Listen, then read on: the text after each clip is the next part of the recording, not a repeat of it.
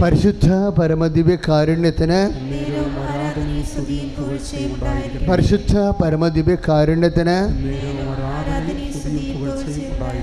സാധാരണ പ്രാർത്ഥനയ്ക്ക് പോലും അതാണ് അതിൻ്റെ ഉത്തരം. കർത്താവ് എൻ്റെ ഇടയനാകുന്നു, എനിക്കൊന്നിനും ഉണ്ടാവുകയില്ല. ഉടമ്പടിയാകുമ്പോൾ അത് ഡിവൈൻ ഫോർമുലായി ചെയ്തിരിക്കുന്ന പ്രാർത്ഥനയാണ്. അപ്പോൾ ദൈവത്തിന് അവിടെ സത്യം പറഞ്ഞ ഓപ്ഷൻ ഇല്ല. എന്താ കാര്യം? നമ്മളെ സഹായിക്കാതിരിക്കാനും സഹായിക്കാനും അങ്ങനെ ഓപ്ഷൻ ഇല്ല. എന്താ കാര്യം? ദൈവം സത്യസന്ധനും നീതിയുള്ളവനുമാണ്. കർത്താവിൻ്റെ നീതിയിലും സത്യസന്ധതയിലും അടിസ്ഥാനപ്പെടുത്തിയാണ് ഉടമ്പടികളെ പുരോഗമിക്കണം. ഉടമ്പടി എന്ന സംഭവത്തിൽ തന്നെ മെയിൻ സംഭവം എന്താണ്? കർത്താവിൻ്റെ നീതിയും കർത്താവിൻ്റെ സത്യത്തിനെയും അടിസ്ഥാനപ്പെടുത്തിയാണ് ആ പ്രാർത്ഥന ക്രമീകരിക്കുന്നത്. ഇപ്പോൾ നമ്മുടെ തമിഴ്നാട്ടിലൊക്കെ ചെല്ലുമ്പോൾ വലിയ കാറ്റാടി യന്ത്രങ്ങളുണ്ട്. രാമക്കമ്മേട്ടിലൊക്കെ ഉണ്ട് വലിയ കാറ്റാടി യന്ത്രങ്ങൾ. എന്തിനാണ്? കാറ്റിനെ ആശ്രയിച്ചാണ് ആ പങ്ക തിരിച്ച് വെച്ചിരിക്കുന്നത്. കാറ്റ് വരുന്നതനുസരിച്ച് കൊണ്ട് ആ പങ്ക കറങ്ങിക്കൊണ്ടിരിക്കുമ്പോൾ ടർബൈൻ കറങ്ങിയിട്ട് ജനറേറ്റ് ചെയ്തിട്ട് കറണ്ട് ഉൽപ്പാദിപ്പിക്കും. കറണ്ടിൻ്റെ ഉൽപ്പാദനം കാറ്റിനെ ആശ്രയിച്ചാണ് ക്രമീകരിച്ചിരിക്കുന്നത്. അതുപോലെ ഉടമ്പടി ആശ്രയിക്കുന്നത് കർത്താവിൻ്റെ സത്യസന്ധതയിലും കർത്താവിൻ്റെ നീതിയിലുമാണ് ഉടമ്പടി അടിസ്ഥാനപ്പെടുത്തിയിരിക്കുന്നത്. എന്താ കാര്യം? കർത്താവ് പറഞ്ഞതുപോലെ ഉൽപ്പത്തി പുസ്തകം മുതൽ വെളിപാടിൻ്റെ പുസ്തകം വരെ ദൈവവും മനുഷ്യനുമായിട്ടുള്ള എല്ലാ കൊടുക്ക വാങ്ങലുകൾക്കും ഇടപാടുകൾക്കും ഒറ്റ ഫോർമുലയേ ഉള്ളൂ. എന്താണ്? കവനൻറ്റ്, ഉടമ്പടി. ഒറ്റ ഫോർമുലയേ ഉള്ളൂ. ആദ്യം തന്നെ തുടങ്ങണ തന്നെ ഈ ഉടമ്പടിയുടെ നിശ്വാസമുണ്ട്. ദൈവം മനുഷ്യനെ സൃഷ്ടിച്ചിട്ട് എന്താ പറഞ്ഞത്? ഉൽപ്പത്തി 1:22 സന്താന പുഷ്ടിയുള്ളവരായി പെരുകി ഭൂമിയെ കീഴടക്കുവിൻ. Praise the Lord. മനുഷ്യന് കൊടുത്ത ആദ്യത്തെ വാഗ്ദാനമാണ്. ഈ വാഗ്ദാനമാണ് പിന്നീട് ഉൽപ്പത്തി പുസ്തകം, വെളിപാട് പുസ്തകം വരെ പലപ്പോഴും റിവൈസ് ചെയ്യണത് കാലങ്ങൾക്കൊപ്പം. ആദ്യത്തെ അതുകൊണ്ട് നമ്മൾ ജന്മാവകാശം എന്ന് പറയത്തില്ലേ? ജന്മാവകാശം എന്ന് പറയാൻ എന്താണ്? ജന്മിത്വം.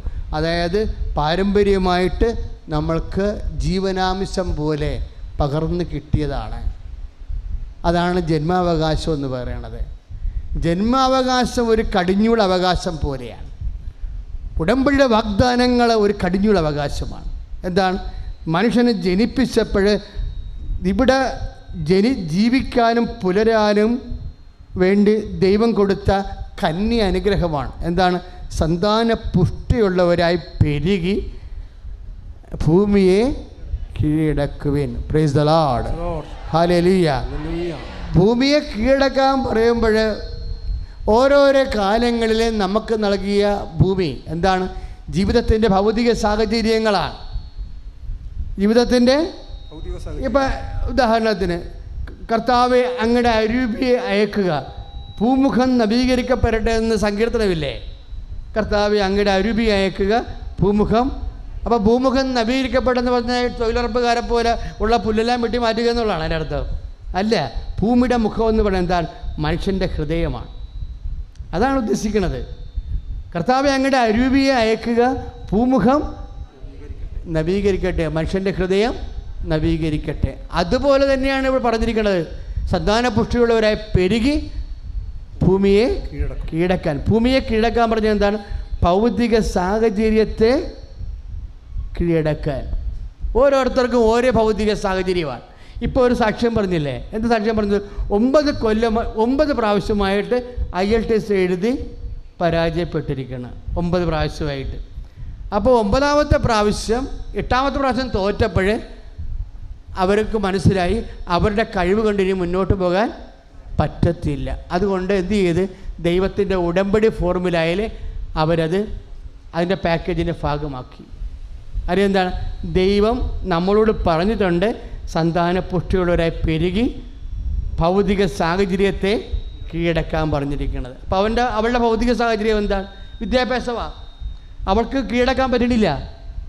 അവൾക്ക് കൊടുത്തിരിക്കുന്ന ബുദ്ധി കൊണ്ട്, അവൾക്ക് കൊടുത്തിരിക്കുന്ന ജീവിത സാഹചര്യങ്ങൾ കൊണ്ട് അവളുടെ ഭൗതിക സാഹചര്യത്തെ, അവളുടെ ഭൂമിയെ കീഴടക്കാൻ പറ്റണില്ല.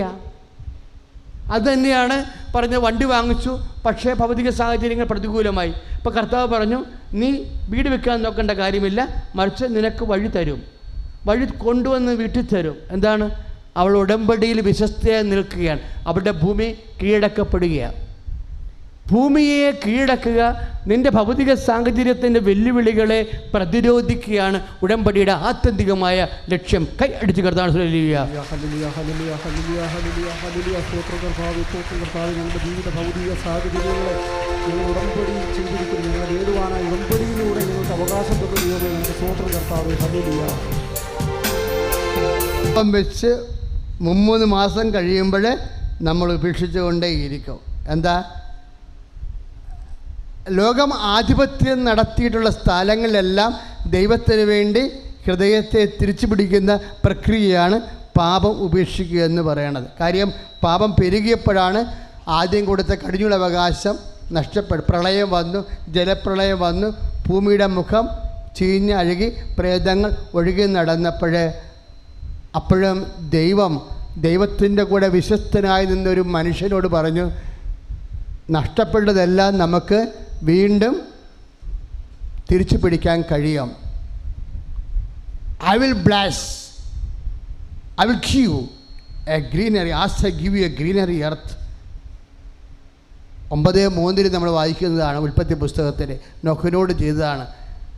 പച്ചയായ ഹരിത സസ്യങ്ങൾ നിനക്ക് ഭക്ഷണമായി തന്നതുപോലെ നിൻ്റെ ഭൗതിക മേഖലകളെ ഞാൻ അനുഗ്രഹിക്കും. പ്രളയം വന്ന് എല്ലാം നശിച്ചു പോയി, ചീഞ്ഞു പോയതാ, പിന്നെയും വീണ്ടും പച്ച പിടിപ്പിച്ച് കൊണ്ടുവരികയാണ്.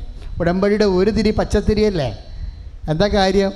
അഭിവൃദ്ധിയുടെ ദൈവത്തിൻ്റെ വാഗ്ദാനത്തിൻ്റെ നിറമാണ്. നിൻ്റെ ഭൗതിക സാഹചര്യങ്ങളെ ഞാൻ പച്ചപ്പിടിപ്പിക്കുമെന്നുള്ള വചനത്തിൻ്റെ അതിൻ്റെ അന്തരാർത്ഥം ഉൾക്കൊള്ളുന്ന ഉൽപ്പത്തി 9:3 അടിസ്ഥാനത്തിലാണ്. നഷ്ടപ്പെടുന്നത് കടമാണ്. ഇപ്പോൾ സാമ്പത്തിക ബാധ്യതകൾ ഈ ആഴ്ചത്തെ മെയ് മാസത്തെ 10 മുഴുവനും കുറേയധികം സാമ്പത്തിക പരാധീനത വന്ന് അന്യാധീനപ്പെട്ടു പോയവർ ഉടമ്പടി വഴി വീണ്ടെടുക്കുന്ന സാക്ഷ്യങ്ങളാണ് ചേർത്തിരിക്കുന്നത്. കാര്യം എന്താണ്? സാമ്പത്തിക വിഷയം ഒരു വല്ലാത്ത വിഷയമാണ്. അത് ഭൗതിക സാഹചര്യങ്ങളെ തകർത്ത് കളയുന്നതാണ്. അപ്പോൾ സാമ്പത്തിക വിഷയങ്ങളെ എല്ലാം നഷ്ടപ്പെട്ടതെല്ലാം പുനരുദ്ധരിക്കുന്നതിന് വേണ്ടിയുള്ളത് നമ്മുടെ ഭൗതിക സാഹചര്യങ്ങളെ തിരിച്ചു പിടിക്കുന്നത് ഉടമ്പടിയുടെ ഒരു പ്രധാനപ്പെട്ട വിഷയമാണ്. എബ്രാഹുമായിട്ടും ദൈവം ചെയ്യുന്നത് എന്താണ്? സന്താനം തന്നെയാണ് ചെയ്തിരിക്കുന്നത്. സന്താനവും സന്താനത്തിൻ്റെ അഭിവൃദ്ധിയും. എബ്രാഹത്തിനോട് ദൈവം എന്താ പറയണത്? ഈ ഞാൻ ചൂണ്ടിക്കാണിക്കുന്ന ദേശമൊക്കെ നിനക്ക് നിൻ്റെ സന്തതികൾക്കുമായി ഞാൻ അവകാശമായി നൽകും. ദേശമുണ്ട്, അതിൻ്റെ അകത്ത് ഭൗതിക സാഹചര്യം ഉണ്ടാവും. ഈ ഭൗതിക സാഹചര്യം അനുഭവിക്കുന്നത് ആരാണ്? നമുക്ക് ശേഷം നമ്മളുടെ സന്താനങ്ങളാണ്. അതാണ് ഉടമ്പടി 2 ഘട്ടങ്ങൾ വരുന്നത്. മനുഷ്യനും ഭൗതിക സാഹചര്യങ്ങളാണ്. അപ്പോഴും ദൈവം പറഞ്ഞ് എബ്രാഹാം വളരെ കർശനമായിട്ട് പറഞ്ഞു, അതായത് എനിക്ക് നീ തരുന്ന സമ്പത്തും സാഹചര്യങ്ങളും എൻ്റെ മകൻ തന്നെ അനുഭവിക്കാൻ എൻ്റെ രക്തത്തിൽ എനിക്ക് മകനെ തന്നെ വരണമെന്ന് പറഞ്ഞ്. തരണമെന്ന് നിർബന്ധം പിടിച്ചില്ല, നീ തന്നില്ലല്ലോ എന്നാണ് സങ്കടപ്പെട്ടത്. അപ്പോൾ ദൈവം പറഞ്ഞു, നിൻ്റെ രക്തത്തിൽ തന്നെ നിനക്ക് എലിയാസർ, ഡമാസ്കസ്കാരൻ എലിയാസർ നിൻ്റെ അധ്വാനം ഭക്ഷിക്കത്തില്ല, നിനക്ക് നിൻ്റെ സ്വന്തം കുഞ്ഞിനെ ഞാൻ നൽകും. സ്വന്തം കുഞ്ഞ് എപ്പോഴും ദൈവത്തിൻ്റെ ഒരു വിഷയമാണ്, സ്വന്തമെന്ന് പറയണത്. അതുകൊണ്ട് അച്ഛൻ എപ്പോഴും അതായത് സ്വന്തം എന്ന് പറയുന്നത് കാര്യം ആദ്യമേ തന്നെ ദൈവം കൊടുക്കുന്ന അനുഗ്രഹം സ്വന്തമായ അനുഗ്രഹമാണ്. അതുകൊണ്ടാണ് അനുഗ്രഹം നഷ്ടപ്പെടുമ്പോഴേ ആ നഷ്ടപ്പെട്ട അനുഗ്രഹം തിരിച്ചു പിടിക്കാൻ വേണ്ടി ഈജിപ്തുകാരുടെ കൂട്ടത്തിൽ നിന്ന് വേണമെങ്കിൽ ഈജിപ്തിൽ ഇസ്രയേലിന് ഒരു സ്ഥലം നിശ്ചയിച്ച് കൊടുത്തിട്ട് അവിടെ അവരെ താമസിപ്പിച്ചാൽ മതിയായിരുന്നു.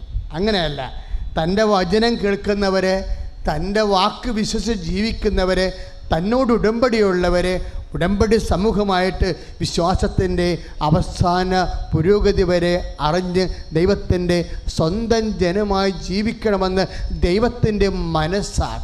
അതുകൊണ്ടാണ് ഉടമ്പടി ചെയ്യുമ്പോൾ നമ്മൾ ദൈവത്തിൻ്റെ സ്വന്തമായി മാറും. എന്താ കാര്യം എന്നാ?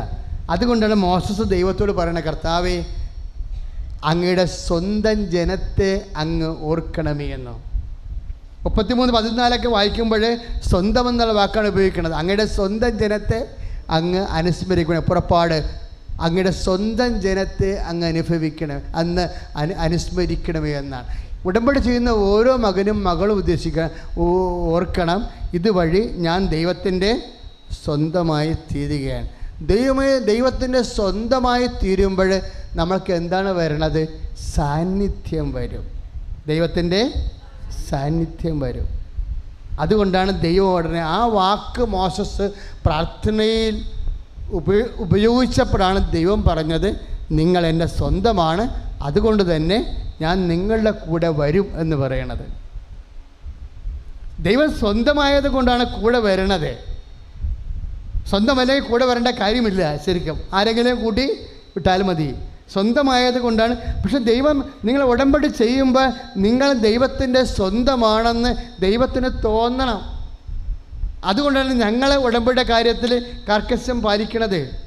ഇപ്പോൾ പുറപ്പാടിൻ്റെ 33, 13, 14, 15, 16 തിരുവചനങ്ങൾ വായിക്കുമ്പോൾ I will come with you, ഞാൻ നിങ്ങളുടെ കൂടെ വരും. കാര്യം എന്താണ്?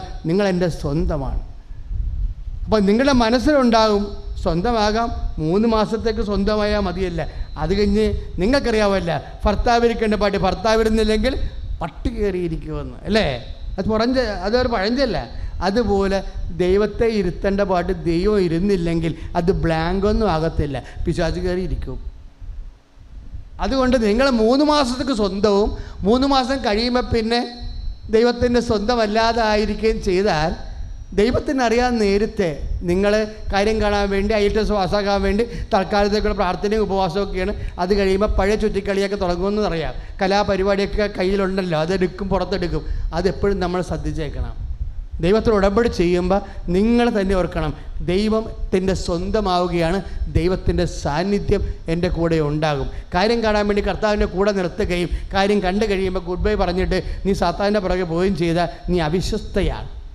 അവിശ്വസ്തത എന്ന് പറയുമ്പോൾ അവിശ്വസ്തരുടെ ഓഹരിയായിരിക്കും. ഇതാണ് 2ാമത്തെ മരണം എന്ന് പറഞ്ഞിട്ട് തീത്തടാകം എന്ന് പറഞ്ഞിട്ട് പറയും അവിശ്വസ്തരുടെ ഓഹരിയായിരിക്കും അവർക്ക് ലഭിക്കുകയെന്ന്. അപ്പോൾ അവിശ്വസ്തരുടെ ഓഹരി എന്ന് പറയുമ്പോൾ സാധാരണ നിലയിൽ പോകത്തില്ല. അതുകൊണ്ട് അവിശ്വസ്തത കാണിക്കാതിരിക്കാൻ വേണ്ടി കർത്താവിനോട് പ്രാർത്ഥിക്കുക, കർത്താവായ ദൈവമേ, ഉടമ്പടി വിഷയങ്ങളിൽ ഭൗതിക സാഹചര്യങ്ങളെ മെച്ചപ്പെടുത്തി എടുത്തിട്ട് നിന്നെ ഉപേക്ഷിക്കുന്ന കാപട്യം കാണിക്കാതെ വെളിപ്പാടിന്റെ പുസ്തകത്തിലെ അവിശ്വസ്തയുടെ ഓഹരി അവകാശമാക്കുന്ന ഹതഭാഗ്യരാകാതെ ഈശോ ഞങ്ങളെ വിശ്വാസത്തിലെ വിശ്വസ്തതയില് നിലനിർത്തണമേ. നിത്യതയോളം അങ്ങയുടെ കൂടെ സഞ്ചരിക്കുവാൻ ഞങ്ങളെ സഹായിക്കണമേ. സ്തുതിയുടെ ഹല്ലേലൂയ.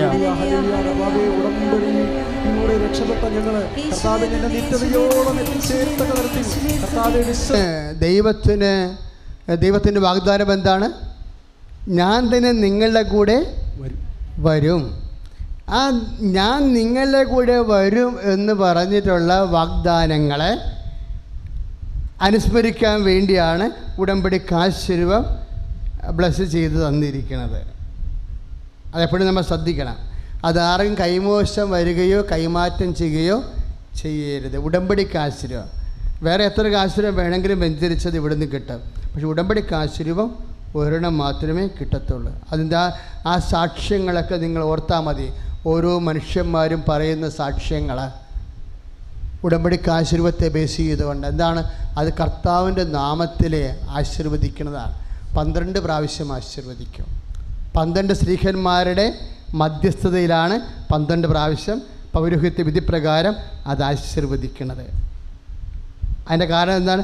അങ്ങനെ 12 പ്രാവശ്യം ആശീർവദിക്കുമ്പോൾ യേശു കർത്താവാണെന്ന് അധരം കൊണ്ട് ഏറ്റുപറഞ്ഞ് ദൈവം അവന് മരിച്ചെന്ന് ഉയർപ്പിച്ചെന്ന് ഹൃദയത്തിൽ വിശ്വസിച്ച് റോമ 10:9 വചനം അനുസരിച്ചുകൊണ്ട് ആശീർവദിക്കുമ്പോൾ ദൈവം കർത്താവ്, ദൈവം സമസ്തവും അവൻ്റെ പാദത്തിൻ്റെ കീഴിലാക്കുന്ന വലിയ 1 കൊറിന്ത്യസ് 15:26 വചനം അനുസരിച്ചുകൊണ്ട് ആ വിശ്വസിക്കുന്ന വ്യക്തിയിൽ ദൈവം വസിക്കുന്നിടത്തോളം കാലം ആ വിശ്വാസം വഴിയാണ് ദൈവം നമ്മൾ വസിക്കുന്നത്.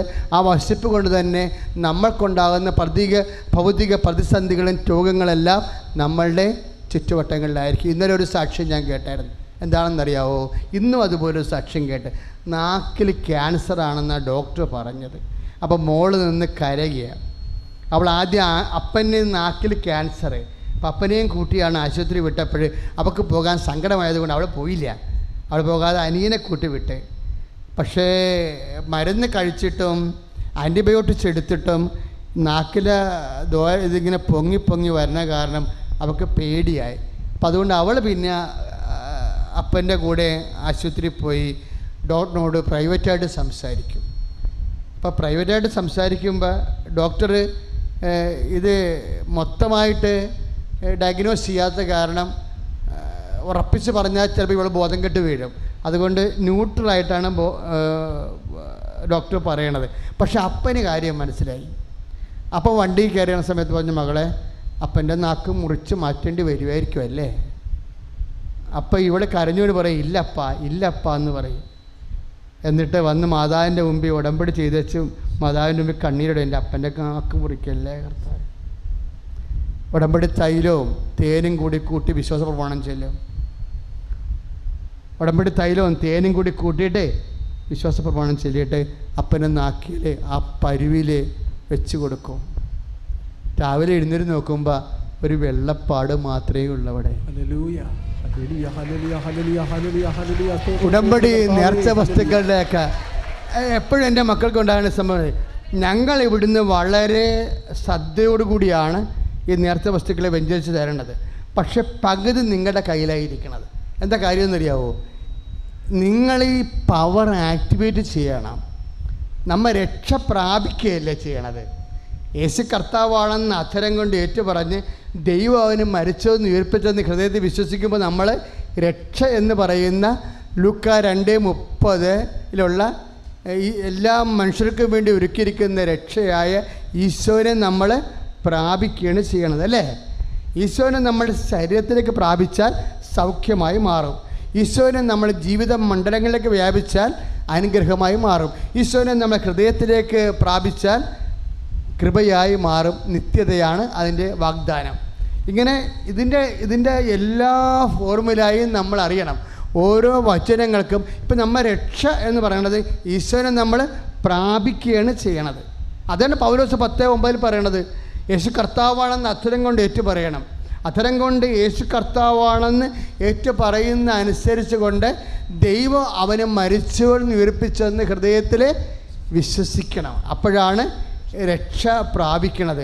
അപ്പോഴിങ്ങനെ യേശു കർത്താവാണെന്ന് അധരം കൊണ്ട് ഏറ്റു പറയുമ്പോഴും ദൈവം അവന് മരിച്ചെന്ന് ഉയർപ്പിച്ചെന്ന് ഹൃദയത്തിൽ വിശ്വസിക്കുമ്പോഴുമാണ് നമ്മൾ ഈശോനെ പ്രാപിക്കണത്. ഈശോനെ പ്രാപിച്ച് ശരീരത്തിലേക്കാണ് പ്രാപിക്കണമെന്നുണ്ടെങ്കിൽ അവിടെ എന്നാ സംഭവിക്കണത്? അത് സൗഖ്യമായി മാറും.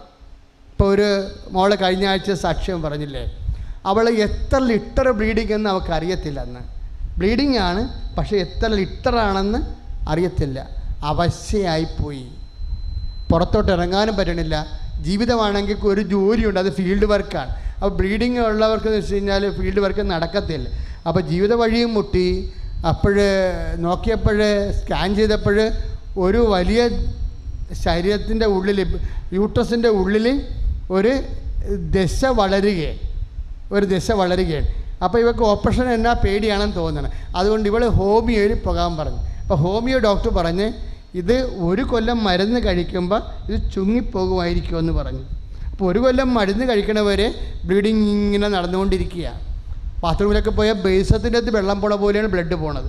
അത്ര അവൾ പറഞ്ഞു, ഞാനിങ്ങനെ തുറന്ന് പറയുകയാണ്, കാരണം ഞാൻ അത്രയും അനുഭവിച്ചതാണെന്ന് പറയുകയാണ്. എന്നിട്ട് അവസാനം എന്നാ ചെയ്യണത്, ഇവിടെ അവൾ വന്നിട്ട് ചെയ്തതെന്ന് പറയണത്, ഉടമ്പടി എടുത്തതിന് ശേഷം, ശരിക്കും പറഞ്ഞാൽ അവൾ ഉടമ്പടി എടുത്തില്ല.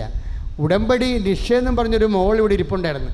അവൾ ഉടമ്പടി എടുത്തിട്ട് ഇവർ കൂട്ടുകാരത്തിയോ ബന്ധുവോ ആണ്, ഇവരുടെ ജീവിതം ഇങ്ങനെ തകരണ കണ്ടിട്ട് അവൾക്ക് ഇവിടെ ഒന്നും ഉടമ്പടിയോ ബസ്സിൽ യാത്ര ചെയ്യാനോ ഒന്നും പറ്റത്തില്ല, അത്ര ബ്ലീഡിങ്ങാണ്. അത് കാരണം ഇവിടെ എന്നാ ചെയ്ത്, ഉടമ്പടി തൈലം കൊണ്ടുപോയി അടിവയറ്റിൽ ഒരു കുരിശിട്ട്. നിഷ എന്ന് പറയുന്ന ഇവിടുത്തെ ഒരു പ്രവർത്തകയാണ്.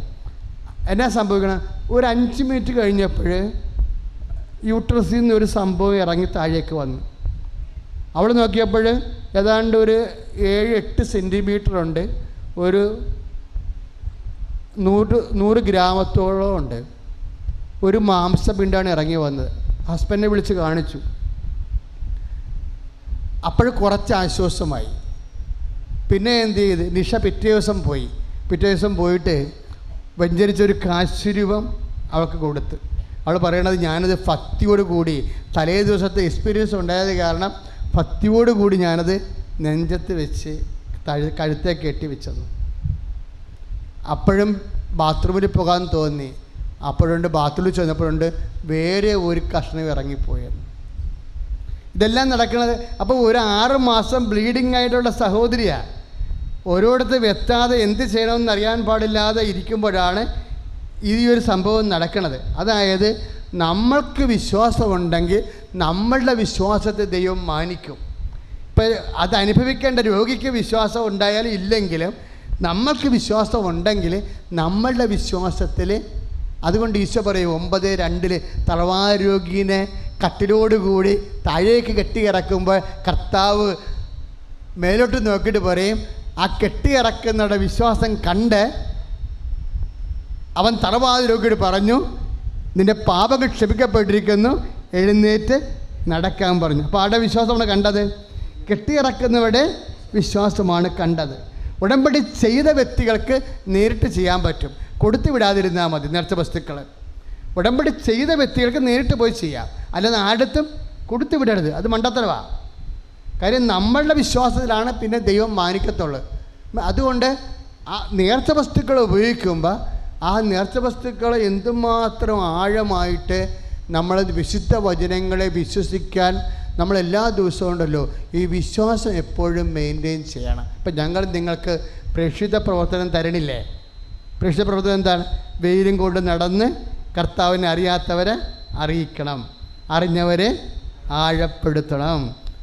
അപ്പോൾ ആ ചേച്ചി ഇന്ന് സാക്ഷ്യം പറഞ്ഞില്ലേ, ഞാൻ വാഴക്കാലായി ഇന്ന് എറണാകുളത്ത് വരുന്ന വഴിക്കെല്ലാം പത്രം കൊടുത്ത് പോരും. എന്നിട്ട് അവരോട് പറയും, നിങ്ങളെ ഈ പത്രം സഹായിക്കും. എന്തിനു സഹായിക്കും? കർത്താവിനെ കാണാൻ സഹായിക്കും. ഇന്ന് സാക്ഷ്യം പറഞ്ഞ എല്ലാവരും തന്നെ പത്രത്തെക്കുറിച്ചാണ് പറഞ്ഞത്. അപ്പോൾ പത്രം എന്തുമാത്രം വലിയ പ്രേക്ഷിത പ്രവർത്തനമാണ് നടന്നുകൊണ്ടിരിക്കുന്നത്. ഒരു കുഞ്ഞെന്നാ പറഞ്ഞത്, എനിക്ക് തോക്കുമെന്ന് ആൻസിന്ന് പറഞ്ഞപ്പോൾ സാക്ഷ്യം പറഞ്ഞില്ലേ, എനിക്ക് തോക്കുമെന്ന് ഉറപ്പായപ്പോൾ ഞാൻ ഫിസിക്കലിന് പോയത് എന്താ, എങ്ങാനും TB ഉണ്ടാകുമോ? TB ഉണ്ടാകുകയാണെങ്കിൽ TBയുടെ സൂചന ഉണ്ട്. TB ഉണ്ടാകുകയാണെങ്കിൽ പിന്നെ ഒരു രാജ്യത്തും എനിക്ക് പ്രവേശിക്കാൻ പറ്റത്തില്ല. അതുകൊണ്ട് എൻ്റെ അമ്മ പത്രം കരിച്ച് കലക്കി എന്നെ കുടിപ്പിച്ചെന്ന്. ഞങ്ങളത് പ്രൊമോട്ട് ചെയ്യണില്ല, അത് അവരുടെ സ്വന്തമായിട്ട് അവർ ചെയ്ത വിശ്വാസ കാര്യങ്ങളാണ്. അതൊന്നും ഇവിടുന്ന് പ്രൊമോട്ട് ചെയ്യത്തില്ല. എന്നാലും അവരുടെ ഒരു വിശ്വാസമാണ്. എന്താണ്? അമ്മയുടെ പത്രമാണ്. അമ്മയുടെ പേരിൽ 12 തവണയാണ് ഞങ്ങളിത് വെഞ്ചരിക്കണത്. തുടങ്ങണ സമയം ഒരു വെഞ്ചരിപ്പ് തുടങ്ങും. നിങ്ങളുടെ കയ്യിൽ എത്തണമെങ്കിലും 12 പ്രാവശ്യം അത് വെഞ്ചരിച്ചിരിക്കും. കാര്യം എന്താ? ഇതിൻ്റെ ഉദ്ദേശമെന്ന് പറയണത് നിങ്ങൾ അരച്ച് കലച്ച് കുടിക്കാൻ വേണ്ടിയൊന്നുമല്ല. ഇതൊന്നും കൃപാസനത്തിന് ബാധ്യതയുമില്ല. വിശ്വാസമില്ലാത്തൊക്കെ വല്ലതും കുടിച്ച് കിടന്ന് വല്ല വിഷമം പിടിച്ച് ആശുപത്രിക്കായപ്പോൾ ഞങ്ങൾ കൃപാസനത്തിന് പറഞ്ഞിട്ടാണ് പത്രം അരച്ച് കളിക്ക് കുടിച്ചതെന്ന് പറഞ്ഞ് ഞങ്ങളെ ഏക്കത്തില്ല. ഞങ്ങളത് പ്രൊമോട്ട് ചെയ്തിട്ടില്ല ഇവിടെ. ഓരോരുത്തർക്കും വ്യക്തിപരമായിട്ട് ചില ആന്തരികമായിട്ടുള്ള ബോധ്യങ്ങൾ ദൈവം കൊടുക്കുകയാണെങ്കിൽ അവരും ദൈവവും തമ്മിലുള്ള വിഷയമാണത്. അത് അവരും ദൈവവും തമ്മിലുള്ള വിശ്വാസത്തിൻ്റെ കാര്യമാണ്. അതിൽ ഞങ്ങൾക്ക് അത് ഇങ്ങനെയൊക്കെ പറയുമ്പോൾ ഞങ്ങളും അത് ഏറ്റു പറയും. കാര്യം എന്നാൽ കർത്താവ് ചെയ്ത കാര്യങ്ങളല്ലേ. പക്ഷേ സ്കാൻ ചെയ്ത് നോക്കിയപ്പോഴുണ്ട് ആ TBയുടെ പാടുകളും ഇന്നും ഇല്ല. അതവർ സാക്ഷ്യം പറഞ്ഞതാണ്. അപ്പോൾ നേർച്ച വസ്തുക്കളെല്ലാം നമ്മൾ എന്തെങ്കിലും കാണിച്ചു വിടുകയല്ല, വളരെ ശക്തമായ രീതിയിൽ പ്രാർത്ഥിച്ചാണ് നിങ്ങൾക്ക് തരണത്. നിങ്ങളുടെയൊക്കെ വരേണ്ട വിഷയം എന്താണ്? ഉടമ്പടി പ്രകാരമാണ് നിങ്ങൾ അതിനെ വിശ്വസിക്കണത്. ഇപ്പോൾ പത്രം വാങ്ങിക്കുന്നവരും കൊടുക്കുന്നവരും എന്താ ചെയ്യണത്? യേശു കർത്താവാണെന്ന് അധരം കൊണ്ട് ഏറ്റുപറയുകയാണ്. പത്രം കൊടുക്കുമ്പോൾ നാട്ടുകാരും വീട്ടുകാരും തോന്നിവാസം പറഞ്ഞാലും നിങ്ങൾ പറയും യേശു കർത്താവാണ്. ഞാൻ വഴി ഈ ജന്മത്തിനുള്ളിൽ കർത്താവിനെ അനേകം പേര് അറിയണം. കർത്താവിനെ അറിയാൻ ഞാൻ ഒരു നിമിത്തമാകും, ഞാനൊരു ഉപകരണമാകും. അതെന്താണ്? വിശ്വാസത്തിൻ്റെ പ്രവൃത്തിയാണ്. അപ്പം വാഴക്കാല മുതൽ ടൗൺ വരെ പത്രം കൊടുത്തു എന്ന് പറയുമ്പോൾ അത് വിശ്വാസത്തിൻ്റെ പ്രവൃത്തിയാണ്. അവരെ ആരാണ്ടൊക്കെ ഉപദ്രവിക്കാൻ തോന്നിവാസമൊക്കെ പറഞ്ഞെന്ന് പറഞ്ഞ് അവരതൊന്നും മൈൻഡ് ചെയ്തില്ല. അതൊന്ന് കാര്യം ഇങ്ങനെയുള്ള വിഷയങ്ങളൊക്കെ ഇപ്പോൾ തുടങ്ങിയതല്ല, വർഷങ്ങളായിട്ട്. നീ തനി വിശ്വാസിയാണെങ്കിൽ ഒരാക്ഷേപവും ഒന്നും ഏക്കത്തില്ല. കാര്യം എന്താ? നമ്മൾക്കെല്ലാം നിത്യരക്ഷയ്ക്ക് വേണ്ടി ആക്ഷേപം ഏറ്റൊരു ഗോട്ടിയായിട്ട് കിടക്കുന്നവനാണ് ഉയർത്തെഴുന്നേറ്റിരിക്കുന്നത്. അവൻ ഉയർത്തെഴുന്നേറ്റെങ്കിൽ അവൻ്റെ ഉയർത്തെഴുന്നേൽപ്പിൽ ഇന്നല്ലെങ്കിൽ നാളെ പങ്കാളിത്ത ഉറപ്പാണ്. കൈ അടിച്ച് കർത്താവ് പരിശുദ്ധ പരമദിവ്യകാരുണ്യത്തിന് നമ്മൾ ഉടമ്പടിയുടെ നേർച്ച വസ്തുക്കളുടെ പവർ ആക്ടിവേഷനെ കുറിച്ചാണ് ഇത്രയും നേരം നമ്മൾ ധ്യാനിച്ചുകൊണ്ടിരുന്നത്. പക്ഷെ ഉടമ്പടി മർമ്മം എന്താണെന്ന് എൻ്റെ മക്കൾ ഉടമ്പടി ചെയ്യാത്തവരും പ്രത്യേകം കേൾക്കണം. എന്തുകൊണ്ടാണ് ഇത്രയും വലിയ സംഭവങ്ങൾ? ഇപ്പം ഞാനൊരു അച്ഛനുമായിട്ട് എൻ്റെ മുറി സംസാരിക്കുകയായിരുന്നു. അപ്പോൾ അദ്ദേഹത്തോട് ഞാൻ ഉടമ്പടിയുടെ കാര്യങ്ങൾ സംസാരിക്കുന്ന മുമ്പ് ഞാൻ പറഞ്ഞു, വെച്ചാൽ ഞാൻ 87 തുടങ്ങിയ ശുശ്രൂഷയാണ്. 100 ജപമാലയൊക്കെ വെച്ച് ഇങ്ങനെ തീർത്ഥാടനത്തിന് പോകുമ്പോൾ ചെല്ലുമ്പോഴും വഴിയാത്രയിൽ ചെല്ലുമ്പോഴും ദൈവം ഇങ്ങനെ ഓരോ കാലങ്ങളും കൃപാസനം ശുശ്രൂഷകളെ ഇങ്ങനെ അപ്ഗ്രേഡ് ചെയ്ത് തരും. അങ്ങനെയാണ് നമുക്ക് അഖണ്ഡ ജമാലൊക്കെ കിട്ടിയത്, അങ്ങനെയാണ് മരിയൻ കൃപാഭിഷേക ദേനം കിട്ടിയത്.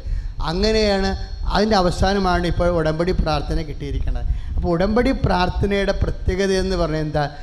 ഉടമ്പടി പ്രാർത്ഥന വാഗ്ദാന പേടകത്തെ അടിസ്ഥാനപ്പെടുത്തിയ പ്രാർത്ഥനയാണ്. വാഗ്ദാന പേടകത്തിലുള്ളത് എന്താണ്? മോസസിൻ്റെ 10 കൽപ്പന വചനം. രണ്ടാമത്തെ എന്താണ്? അഹറോൻ്റെ ഉണങ്ങിയ വടി പൂത്തതിൻ്റെ അടയാളം. മൂന്നാമത്തത് എന്താണ്? ആകാശത്തിലെ അപ്പം. ജനങ്ങൾക്ക് വിശക്കണമെന്ന് പറഞ്ഞപ്പോൾ മോസസ് പറഞ്ഞു, നിങ്ങൾ അറിയാത്ത ഭക്ഷണം ആകാശത്തുനിന്ന് കർത്താവ് തരും. അപ്പോൾ എപ്പോഴും നമ്മൾ സംഭവിക്കണം എന്തറിയാമോ? നിങ്ങളുടെ മക്കളെ പഠിപ്പിക്കാൻ, അതുപോലെ നിങ്ങളുടെ ജീവിത മാർഗങ്ങളെ വീട് വെക്കാൻ സ്ഥലമില്ലാത്തവർ, ഇങ്ങനെ കുറേ കാര്യം ബുദ്ധിപരമായിട്ട് ആലോചിച്ചാൽ ഒരെത്തും പിടിയും കിട്ടത്തില്ല. ഉടമ്പടി ബുദ്ധിപരമായിട്ട് ആലോചിക്കണതല്ല, ഉടമ്പടി സ്നേഹപരമായിട്ട് വിശ്വസിക്കുന്നതാണ്. ഉടമ്പടി ബുദ്ധിപരമായി ആലോചിക്കുന്നതല്ല. നിങ്ങൾ ബുദ്ധിപരമായിട്ട് ആലോചിക്കരുതെന്നാണ് അച്ഛൻ്റെ അഭിപ്രായം. കാര്യം എന്താണ്? ബുദ്ധിപരമായിട്ട് ആലോചിക്കാൻ വേണ്ടി നമ്മൾ ഒരു ഓൾജിബ്ര ഇക്വേഷനുമായിട്ടല്ല ബന്ധപ്പെടുന്നത്. നമ്മൾ ബന്ധപ്പെടുന്നത് നമുക്ക് വേണ്ടി മരിച്ച് ഉയർത്തെഴുന്നേറ്റ സ്നേഹത്തിൻ്റെ സാന്നിധ്യമായ ദൈവവുമായിട്ടാണ്. കൈ അടിച്ചു കർത്താവ്. ഈ പരിശുദ്ധാത്മാവിൻ്റെ ആവാസനം എപ്പോഴുണ്ടാകുന്നു, എന്തിനുണ്ടാകുന്നു എന്നുള്ളതിനാണ് ഉടമ്പടി ഫോർമുല മറുപടി നൽകണത്. പരിശുദ്ധാത്മാവിൻ്റെ ആവാസനം, ദൈവശക്തിയുടെ ആവാസനം എപ്പോഴുണ്ടാകുന്നു, എന്തിനുണ്ടാകുന്നു? നമുക്ക് പറ്റാത്ത പണി, നമുക്ക് ചെയ്യാനാവാത്ത കാര്യങ്ങൾ, വൈദ്യശാസ്ത്രത്തിന് സുഖപ്പെടുത്താൻ പറ്റാത്ത രോഗങ്ങൾ, നമ്മുടെ ജന്മത്തിൽ നമുക്ക് പരിഹരിക്കാൻ പറ്റാത്ത സാമ്പത്തിക കടങ്ങൾ, ഇങ്ങനെ പല പല കാര്യങ്ങളും നമുക്ക് ചെയ്യാൻ പറ്റാത്തതുകൊണ്ട് നിങ്ങൾക്ക് തോന്നുന്നുണ്ടോ എല്ലാം നമുക്ക് ചെയ്യാൻ പറ്റുമെന്ന്? നിങ്ങൾക്ക് തോന്നുന്നുണ്ടോ നിങ്ങളിന്ന് അനുഭവിക്കുന്ന എല്ലാ പ്രശ്നങ്ങൾക്കും നിങ്ങൾക്ക് നിങ്ങളുടെ ജന്മത്തിൽ നിങ്ങളുടെ കഴിവ് കൊണ്ട് പരിഹരിക്കാൻ പറ്റുമെന്ന്? ഇല്ല എന്ന് നമ്മൾക്ക് അറിയണ മുമ്പ് ദൈവത്തിന് അറിയാമായിരുന്നു. നിൻ്റെ കടങ്ങളൊന്നും നിന്നെക്കൊണ്ട് പരിഹരിക്കാൻ പറ്റത്തില്ലെന്ന്. നീ ഇന്ന് അനുഭവിക്കുന്ന പ്രശ്നങ്ങൾ, നിൻ്റെ മക്കളുടെ കള്ളത്തരവോ അവരുടെ ലഹരി പദാർത്ഥങ്ങളുടെ ഉപയോഗമോ അല്ലെങ്കിൽ നിൻ്റെ തന്നെ ലഹരി പദാർത്ഥങ്ങളുടെ ഉപയോഗമോ സാമ്പത്തിക ബാധ്യതകളോ കടങ്ങളോ കള്ളക്കേസുകളോ നല്ല കേസുകളോ എന്ത് കേസുകളോ പാകുടമ്പടിയോ ഇങ്ങനെ നാനാവിധത്തിലുള്ള പ്രശ്നങ്ങൾ നിന്നെക്കൊണ്ട് പരിഹരിക്കാൻ പറ്റത്തില്ലെന്ന് നിനക്ക് മുമ്പേ അറിയാവുന്ന ആരാണ്? നിൻ്റെ ദൈവത്തിനാണ്. ഇല്ലേ? മനുഷ്യൻ്റെ ജീവിതത്തിൽ അവന് പരിഹരിക്കാൻ പറ്റാത്ത പ്രശ്നങ്ങളുണ്ട്. എനിക്ക് തോന്നുന്നത് ഒരു 70% പ്രശ്നങ്ങളും നമുക്ക് പരിഹരിക്കാൻ പറ്റാത്തതാണ്.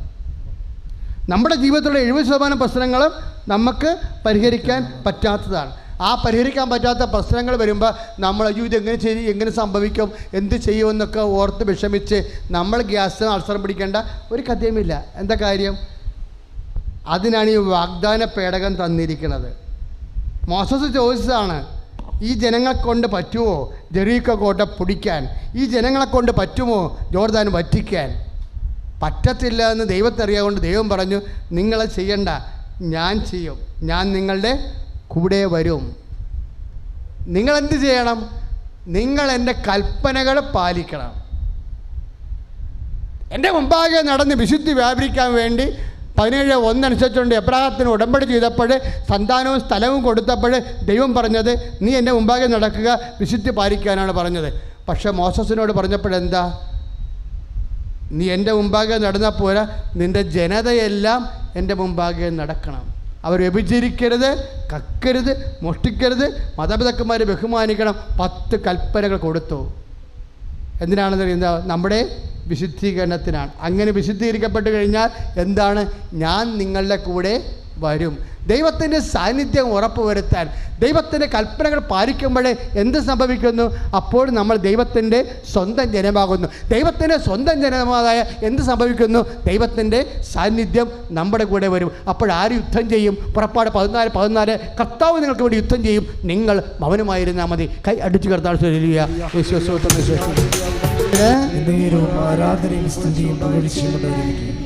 അപ്പോഴേ ഈ കൽപ്പനകളുമായിട്ടാണ് മോസസ് ഇറങ്ങി വരണത്. ജനങ്ങളോട് പറയും, ഇനി നമ്മൾ വിഷമിക്കേണ്ട കാര്യമില്ല, ഇനി നമ്മൾ നമ്മുടെ ജീവിത പ്രശ്നങ്ങളോ മുന്നോട്ടുള്ള ഭാവിയെ ഓർത്തോ ഉത്കണ്ഠപ്പെടേണ്ട കാര്യമില്ല. നീ നിൻ്റെ IELTS ഓർത്തോ, നിൻ്റെ വസ്തു വിൽപ്പനയെ ഓർത്തോ, നിൻ്റെ അപ്പൻ്റെ രോഗത്തെ ഓർത്തോ, നിൻ്റെ സാമ്പത്തിക കടങ്ങളെ ഓർത്തോ നീ ഇനി ദുഃഖിക്കേണ്ട കാര്യമില്ല. എന്താണ്? കർത്താവ് തന്നെ നമ്മുടെ കൂടെ വരും. പക്ഷെ കർത്താവ് പറഞ്ഞു, 10 കൽപ്പന തന്നു, 10 നിബന്ധന തന്നു. എൻ്റെ നിബന്ധന പാലിച്ചാൽ തേനും പാലും ഒഴുകുന്ന ദേശം നിനക്ക് അവകാശമായി നൽകുമെന്ന് നമ്മൾ ജെറമിയ 11:15. എൻ്റെ നിബന്ധനകൾ പാലിക്കുന്നവർക്ക് ജെറമിയ 11:4, 11:5, 6 എന്താണ്? എൻ്റെ നിബന്ധനകൾ, എൻ്റെ ഉടമ്പടിയുടെ നിബന്ധനകൾ പാലിക്കുന്നവർക്ക് തേനും പാലും ഒഴുകുന്ന ഭൂമി ഞാൻ അവകാശമായി നൽകും. കൈ അടിച്ച് കർത്താവ്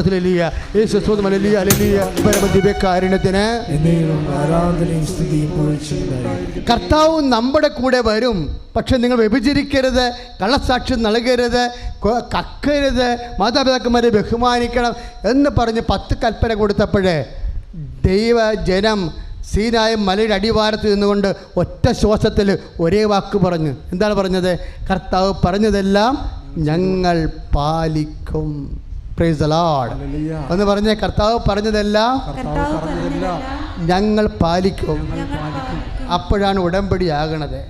കർത്താവ് പറഞ്ഞത്, കർത്താവ് നമ്മുടെ കൂടെ വരുമെന്നുള്ളതും ജോർദാൻ വറ്റിക്കുമെന്നുള്ളതും ജീവിതത്തിൻ്റെ ജെറീക്കോ പിടിക്കുമെന്നുള്ളതും കർത്താവിൻ്റെ വാഗ്ദാനമാണ്. പക്ഷേ കർത്താവിൻ്റെ വാഗ്ദാനം എപ്പോഴാണ് നിറവേറുന്നത്? കർത്താവ് തന്ന നിബന്ധനകൾ നമ്മൾ പാലിക്കുമ്പോഴാണ്. അതുകൊണ്ട് ജനം പറയും, കർത്താവ് പറഞ്ഞതെല്ലാം ഞങ്ങൾ പാലിക്കും. പുറപ്പാട് 19:8 കർത്താവ് പറഞ്ഞതെല്ലാം ഞങ്ങൾ പാലിക്കുമെന്ന് പറയുമ്പോഴാണ് ഉടമ്പടിയാകണത്. ഉടമ്പടി ആയിക്കഴിഞ്ഞാൽ എന്ത് സംഭവിക്കും? കർത്താവിൻ്റെ സാന്നിധ്യം ആവശ്യിക്കും. കർത്താവിൻ്റെ സാന്നിധ്യം ആവശ്യിക്കും.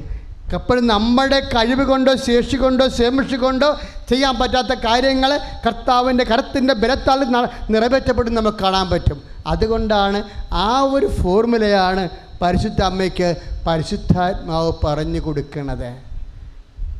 യോഹന്നാൻ്റെ സുവിശേഷത്തിലും ലൂക്കാൻ്റെ സുവിശേഷത്തിലും ഒരേ ചോദ്യമുണ്ട്, ഇതെങ്ങനെ സംഭവിക്കുമെന്ന്. ലൂക്ക 1:38 ഇതെങ്ങനെ സംഭവിക്കും? ഞാൻ പുരുഷനെ അറിയുന്നില്ലല്ലോ. അപ്പോൾ എന്താ പറയണത്? പരിശുദ്ധാത്മാവ് നിൻ്റെ മേൽ വരും. അത്യുന്നതൻ്റെ ശക്തി, ഏത് പറഞ്ഞേ? അത്യുന്നതൻ്റെ ശക്തി നിന്നിൽ ആവശ്യിക്കും. അപ്പം എങ്ങനെ സംഭവിക്കുമെന്ന് മനുഷ്യൻ ചോദിക്കുമ്പോൾ എൻ്റെ ജീവിതത്തിലുള്ള ഞാൻ അനേക കഷ്ടപ്പാടുകൾ എങ്ങനെ പാകോടമ്പടി നടക്കും, എങ്ങനെ വഴി കിട്ടും, എങ്ങനെ ജോലി കിട്ടും എന്നൊക്കെ ചോദിക്കുമ്പോൾ ദൈവം നൽകുന്ന ഒറ്റ ഉത്തരമുണ്ട്. എന്താണ്? അത്യുന്നതിൻ്റെ ശക്തി നിൻ്റെ മേൽ ആവശ്യിക്കുമെന്ന്. അത്യുന്നത ശക്തി ആരിലാണ് ആവശ്യിക്കുന്നത്? ഉടമ്പടി പാലിക്കുമ്പോൾ, നമ്മൾ വാഗ്ദാന പേടകമാകുമ്പോഴാണ്. നമ്മൾ വാഗ്ദാന പേടകമാകുമ്പോഴേ. ഉടമ്പടി മാതാവിനെ വാഗ്ദാന പേടകമാക്കുകയല്ല, മാതാവിനെ വാഗ്ദാന പേടകമാക്കിയ ദൈവികമായ സൂത്രവാക്യം ഉപയോഗിച്ചുകൊണ്ട് നമ്മൾ വാഗ്ദാന പേടകമാകുമ്പോഴാണ് നമ്മിലേക്ക് ദൈവത്തിൻ്റെ ശക്തി ആവശ്യിക്കുന്നത്. പുറപ്പാട് 40-35 അത്യുന്നതൻ്റെ ശക്തി വാഗ്ദാന പേടകത്തിൻ്റെ മേൽ ആവശ്യിച്ചു. കൈ അടിച്ചു കർത്താവിന്. അപ്പോൾ ഉടമ്പടിയുടെ ഉടമ്പടിയിലേക്ക് ദൈവശക്തി ആവശ്യിക്കുന്ന അതിൻ്റെ സൂത്രവാക്യങ്ങൾ നിങ്ങൾ അറിയണം. എന്താണ് അത്? പുറപ്പാട് 40-35. എന്താ? വാഗ്ദാന പേടകത്തിൻ്റെ മേൽ ദൈവത്തിൻ്റെ ശക്തി ആവശ്യിച്ചു. എന്തിനാണ് വാഗ്ദാന പേടകത്തിൻ്റെ മേൽ ദൈവത്തിൻ്റെ ശക്തി ആവശ്യിക്കുന്നത്? എപ്പോഴാണ് നമ്മൾ വാഗ്ദാന പേടകമായി മാറുന്നത്? 2 ചോദ്യങ്ങളെ കൂടി മറുപടി പറഞ്ഞാൽ ഉടമ്പടി ഏറെക്കുറെ മർമ്മത്തിലേക്ക് നമ്മൾ എത്തും. എന്തിനാണ് വാഗ്ദാന പേടകത്തിൻ്റെ മേൽ ശക്തി ആവശ്യിക്കുന്നത്? ജെറിക്കോ കോട്ട പൊടിക്കാൻ മനുഷ്യന് പറ്റത്തില്ലെന്ന് പറഞ്ഞപ്പോഴേ, യോർദാൻ വറ്റിക്കാൻ മനുഷ്യൻ്റെ കഴിവുകൾക്കപ്പുറമാണെന്ന് പറഞ്ഞപ്പോഴേ കർത്താവ് പറഞ്ഞു, വാഗ്ദാന പേടകത്തിൻ്റെ മേൽ ദൈവത്തിൻ്റെ ശക്തി ആവശ്യിക്കും. നിങ്ങളായിരിക്കത്തില്ല, ഞാനായിരിക്കും നിങ്ങളുടെ കൂടെ സഞ്ചരിക്കുക. അമ്മയും അതാണല്ലോ ചോദിച്ചത്. ഇതെങ്ങനെ സംഭവിക്കും? ഞാൻ പുരുഷനെ അറിയുന്നില്ലല്ലോ. അപ്പോഴെന്താ പറഞ്ഞത്? നീ വാഗ്ദാന പേടകമാകുക. നീയാകുന്ന വാഗ്ദാന പേടകത്തിൻ്റെ മേൽ അത്യുന്നതൻ്റെ ശക്തി ആവശ്യിക്കും. ലൂക്കാ 1:35 വാഗ്ദാന പേടകത്തിൻ്റെ മേൽ അത്യുന്നതൻ്റെ ശക്തി ആവശ്യിക്കും. അമ്മ അതോടുകൂടി വാഗ്ദാന പേടകമാകുകയാണ്. അമ്മ വാഗ്ദാന പേടകമാണെന്ന് ലൂക്കാ മാത്രമല്ല പറഞ്ഞത്, ഈശോ ആണയിട്ട് അടിവരയിട്ട് 2 പ്രാവശ്യം പറഞ്ഞിട്ടുണ്ട്. ആരാണ് എൻ്റെ അമ്മ? ദൈവവചനം കേൾക്കുകയും അതനുസരിച്ച് ജീവിക്കുകയും ചെയ്യുന്നയാളാണ് എൻ്റെ അമ്മയെന്ന് ലൂക്കാ 8:30, 8:21, 11:27. എന്താ പറഞ്ഞത്? അമ്മ എങ്ങനെയാണ് വാഗ്ദാന പേടകമായെന്ന്. അത്യുന്നത ശക്തി ആവശ്യിക്കുന്ന. ഇപ്പോൾ യോഹന്നാൻ്റെ സുവിശേഷത്തിൽ നമ്മൾ വീണ്ടും നിക്കോദേമോസ് ഈശോനോട് ചോദിക്കും, ഈശോ ഇതെങ്ങനെ സംഭവിക്കും? പ്രായമായി എനിക്ക് വീണ്ടും അമ്മയുടെ ഉദരത്തിൽ പ്രവേശിച്ച് വീണ്ടും ജനിക്കാൻ പറ്റുമോ? അപ്പോൾ കർത്താവ് ചോദിക്കും, നീ ഇസ്രായേലിലെ ഗുരുവല്ലേ? ആത്മാവിൽ ജനിക്കുന്ന ആത്മാവല്ലേ? ജലത്തിലും ജനിക്കുന്ന ജലമല്ലേ? ഞാൻ നിങ്ങൾ പറഞ്ഞ വചനങ്ങൾ ആത്മാവും ജീവനുമാണ്. വീണ്ടും ജനിക്കുന്നില്ലെങ്കിൽ ഇന്ന് ഞാൻ നിങ്ങൾ പറഞ്ഞത് ആത്മാവിൽ ജനിക്കുന്നതാണ്. കൈ അടിച്ചു കർത്താണ് പരിശുദ്ധ പരമദിവ്യകാരുണ്യത്തിന്. അപ്പം ദൈവ പൈതലേ, ഇതിൻ്റെ പ്രധാനപ്പെട്ട മർമ്മം എന്താ? പല കാര്യങ്ങളും നമ്മളെ കൊണ്ട് നടക്കാൻ നമ്മൾ അശക്തരാണ്. പിന്നെ നമ്മളെ ശക്തമാക്കുന്നത് എന്താ? എന്നെ ശക്തനാക്കുന്നതിലൂടെ എനിക്കെല്ലാം ചെയ്യാൻ കഴിയുമെന്ന് ഫിലിപ്പിയർ 4:13 പറയുന്നില്ലേ? എന്നെ ശക്തനാക്കുന്നതിലൂടെ എനിക്കെല്ലാം ചെയ്യാൻ കഴിയും. ഫിലിപ്പിയർ 4:13. അപ്പോൾ പല കാര്യങ്ങൾ ചെയ്യാൻ നമ്മൾ അശക്തരാണ്. പക്ഷേ നമ്മളെ ശക്തമാക്കിയാൽ നമുക്കെല്ലാം ചെയ്യാൻ കഴിയും. നമ്മളെ ശക്തമാക്കാൻ വേണ്ടിയുള്ള ദൈവികമായ ഫോർമുല എന്താണ്? അതാണ് ഉടമ്പടി നമ്മളെ വാഗ്ദാന പേടകമാക്കുന്നത്. അതുകൊണ്ടാണ് ഈശോ അപ്പോസ്തലന്മാരെ നിർത്തിക്കൊണ്ട് പറഞ്ഞത്, എൻ്റെ അമ്മ മാത്രമല്ല വാഗ്ദാന പേടകം, ഈ ഇരിക്കണ എല്ലാം വാഗ്ദാന പേടകങ്ങളാണ്. എൻ്റെ ശിഷ്യന്മാർ വാഗ്ദാന പേടകമാണ്, എൻ്റെ ശിഷ്യകൾ വാഗ്ദാന പേടകമാണ്.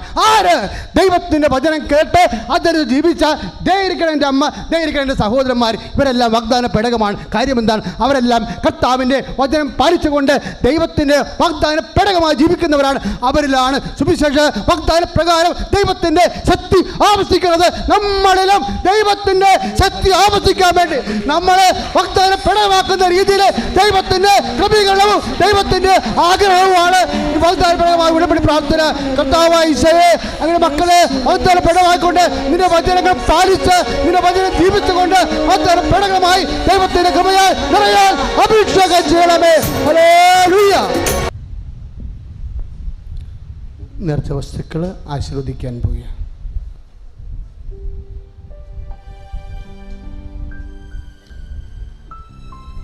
സന്തോഷത്തോടെ എഴുന്നേൽക്കുക.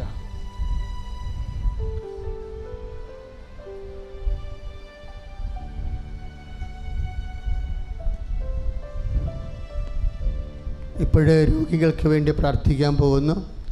അച്ഛൻ പറയുമ്പോൾ ശ്രദ്ധിക്കുക, നമ്മൾ കൊടിയ അഭിഷേകത്തിൽ നിന്ന് നിങ്ങൾ വാഗ്ദാന പേടകമായി, നിങ്ങളുടെ വാഗ്ദാന പേടകത്തിന് മേൽ കർത്താവിൻ്റെ ശക്തി, അത്യുന്നതിൻ്റെ ശക്തി ആവശ്യിക്കുന്ന സമയമാണ്. നിങ്ങളിപ്പോൾ ചെയ്യേണ്ട കാര്യങ്ങൾ അച്ഛൻ പറഞ്ഞു തരാം. ഇപ്പോൾ ഒരു മോൾ സാക്ഷ്യം പറഞ്ഞില്ലേ, അച്ഛാ എനിക്ക് TBയുടെ അറ്റാക്ക് ആണ്, TBയുടെ എന്ത് സൂചന ഉണ്ടെന്ന് തോന്നാമെന്ന് പറഞ്ഞില്ലേ. അപ്പോൾ ഞാൻ പറഞ്ഞു മോളെ ഒരു കുഴപ്പം ഉണ്ടാകത്തില്ലെന്ന് പറഞ്ഞുകൊണ്ട് അവളുടെ മുതുകത്ത് തൊട്ടില്ലേ. കൈവെപ്പെന്ന് പറയണത് ഇപ്പോഴെ തുടങ്ങിയതല്ല, കർത്താവിൻ്റെ അനുഗ്രഹം കൈമാറാൻ വേണ്ടിയുള്ള ഭൗതികമായ മാധ്യമമാണ് കൈവെപ്പ്. അത് കർത്താവിൽ വിശ്വസിച്ചുകൊണ്ട് നീ ഇപ്പോൾ കൈവെക്കണം. അത് മർക്കോസിൻ്റെ 16-17 അനുസരിച്ച് കൂടെ വിശ്വസിക്കുന്നതിൻ്റെ കൂടെ ഈ അടയാളം ഉണ്ടായിരിക്കും. അതുകൊണ്ട് നീ കൈവെക്കേണ്ട എവിടെയാണെന്ന് അറിയാവോ? നിനക്ക് ഉദരരോഗം ഉണ്ടെങ്കിൽ നീ ഉദരത്തിൽ കൈവെക്കണം. ഏതാണ് നിന്നെ ഏറ്റവും കൂടുതൽ വേദനിപ്പിക്കുന്ന രോഗം, അവിടെ കൈവെക്കണം. നിനക്ക് ബ്രസ്റ്റ് ക്യാൻസർ ഉണ്ടെങ്കിൽ നീ ഇപ്പോൾ ബ്രസ്റ്റ് ബ്രസ്റ്റേ കൈവെക്കണം. നിനക്ക് നടുവേദനയാണെങ്കിൽ നീ നടുവിനെ കൈവെക്കണം. നിങ്ങൾക്കറിയാമല്ലോ, സാക്ഷ്യം നോക്കിയാൽ മനസ്സിലാകും, ശരീരത്തിൻ്റെ ഈ എല്ലാ രോഗങ്ങളെയും കൃപാസനത്തിൻ്റെ മണ്ണിലമ്മ സുഖപ്പെടുത്തും. അത് നമ്മൾ കേട്ടുകേൾവി പോലും ഇല്ലാത്തൊരു കാര്യം ഞാൻ നിങ്ങൾക്ക് വേണ്ടി ചെയ്യുമെന്ന് പറഞ്ഞിട്ടില്ലേ. പല രോഗങ്ങളും നമുക്ക് കേട്ടുകേൾവി ഇല്ലാത്ത രോഗങ്ങളാണ്. അപ്പോൾ അതുകൊണ്ട് എൻ്റെ മക്കൾ, എവിടെയാണ് രോഗം, തൈറോയ്ഡ് ആണെങ്കിൽ നിങ്ങൾ തൊണ്ടയ്ക്ക് കൈ വെക്കണം. രണ്ട് കൈ ഉണ്ടല്ലോ, 2 രോഗത്തിന് വെക്കാനുള്ള കൈ നമ്മുടെ കയ്യിലുണ്ട്. അപ്പോൾ ഏറ്റവും പ്രധാനപ്പെട്ട 2 കാര്യങ്ങൾ മക്കൾ ശ്രദ്ധിക്കുക. തലയ്ക്ക് ഭാരം, പ്രഷറുകാരാണെങ്കിൽ നെഞ്ചത്ത് കൈ വെക്കുക. ഹൃദയരോഗങ്ങളുള്ളവരും നെഞ്ചത്തിന് കരൾ രോഗമുള്ളവരും ചെറുക്ക് ഫാറ്റി ലിവറൊക്കെ ഉണ്ടാകും. അപ്പോൾ അവർ നെഞ്ചിൻ്റെ കൂമ്പിൽ കൈവച്ചാൽ മതി. അവർക്ക് തന്നെ പ്രഷർ ഉണ്ടെങ്കിലും അവിടെ തന്നെ കൈവച്ചാൽ മതി.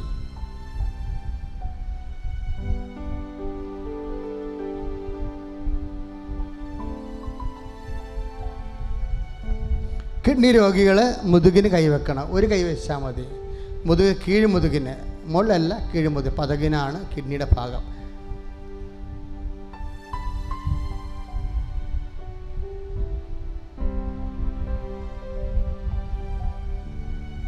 മക്കളില്ലാത്തവരും ബ്ലീഡിങ്ങുകാരും പീരീഡ്സ് കറക്റ്റല്ലാത്തവരും അണ്ടം ഉൽപ്പാദിപ്പിക്കപ്പെടാത്തവരൊക്കെ അടിവയറ്റിൽ കൈവെക്കുക.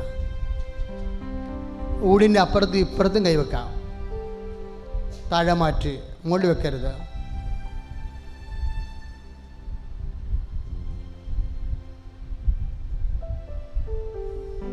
ഇനി അച്ഛൻ പറയാത്ത എന്തെങ്കിലും രോഗങ്ങളുണ്ടെങ്കിൽ ആ പറയാത്ത രോഗങ്ങൾ, ചിലപ്പോൾ കണ്ണിൻ്റെ രോഗമായിരിക്കും, അപ്പോൾ കണ്ണിലേക്ക് കൈവെക്കാം. അച്ഛൻ പ്രാർത്ഥിച്ചുകൊണ്ട് നിൽക്കുന്ന സമയത്ത് എൻ്റെ മക്കൾക്ക് കൈ മാറ്റി മാറ്റി വെക്കാം. ഒരു കുഴപ്പമില്ല. അമ്മ സന്നിധാനത്തിൻ്റെ സമൃദ്ധിയിലാണ് നമ്മൾ നിൽക്കുന്നത് ഓർത്താൽ മതി. ചില ആൾക്കാർക്ക് 5 രോഗങ്ങളൊക്കെ ഉണ്ടാവും. അതെല്ലാം സുഖപ്പെടാൻ തന്നെയാണ് നമ്മുടെ വന്നിരിക്കുന്നത്. അച്ഛനിങ്ങനെ പ്രാർത്ഥിച്ചുകൊണ്ടിരിക്കുന്ന സമയത്ത് എൻ്റെ മക്കൾ കൈ മാറ്റി മാറ്റി വെച്ചേക്കണം. കർത്താവ് നിങ്ങളെ സുഖപ്പെടുത്തും. നിങ്ങൾ ഈശോനെ ശ്രദ്ധിക്കുക. ഒരു മനുഷ്യൻ പോലും വേദനിച്ച് ജീവിക്കാൻ ദൈവം ആഗ്രഹിക്കണില്ല. എന്നിട്ട് കർത്താവിനോട് ഞാൻ പറയണ പോലെ പറയണം. ഞാൻ ഇടയ്ക്ക് രോഗങ്ങൾ കൂടി വരുമ്പോൾ ഞാൻ പറയും, കർത്താവേ നിൻ്റെ തിരുമനസ്സല്ലെങ്കിൽ ഇതെടുത്ത് മാറ്റിയേക്കണം. കാര്യം കർത്താവിൻ്റെ തിരുമനസ്സല്ലാത്തൊരു സ്ഥാനം തോന്നുന്നുണ്ടാക്കേണ്ട കാര്യം നമുക്കില്ല, ബാധ്യതയില്ല. ഞാൻ കർത്താവിനോട് നേരിട്ട് സംസാരിക്കണം. കർത്താവ് ഇത് നീ ആഗ്രഹിക്കുന്നുണ്ടെങ്കിൽ ഇറ്റ് വിൽ ബി ദെയർ. ഞാനത് പറ്റണവരെ സഹിച്ചോളാം. ഇത് നിൻ്റെ തിരുമനസ്സില്ലാത്ത ഒരു കാര്യം എൻ്റെ ജീവിതത്തിൽ ഉണ്ടാവരുത്. അത് ഈ വിഷയം തന്നെയല്ല, എല്ലാ വിഷയത്തും നീ പറയണം. ദൈവരാജ്യം പ്രഖ്യാപിക്കാനുള്ള ഒരു കുറുക്ക് വഴിയാണ്. നിൻ്റെ തിരുമനസ്സിന് പറ്റാത്ത എല്ലാം എൻ്റെ കുടുംബത്തിൽ നീ ഉച്ചാടനം ചെയ്യണം. പറയുക, ഈശോയേ നിൻ്റെ തിരുമനസ്സിന് നിരക്കാത്തതെല്ലാം നിൻ്റെ നാമത്തിലെ എൻ്റെ കുടുംബത്തിൽ നിന്ന് നിൻ്റെ നിശ്വാസത്താൽ നീക്കം ചെയ്യപ്പെടട്ടെ. ഹല്ലേലൂയ.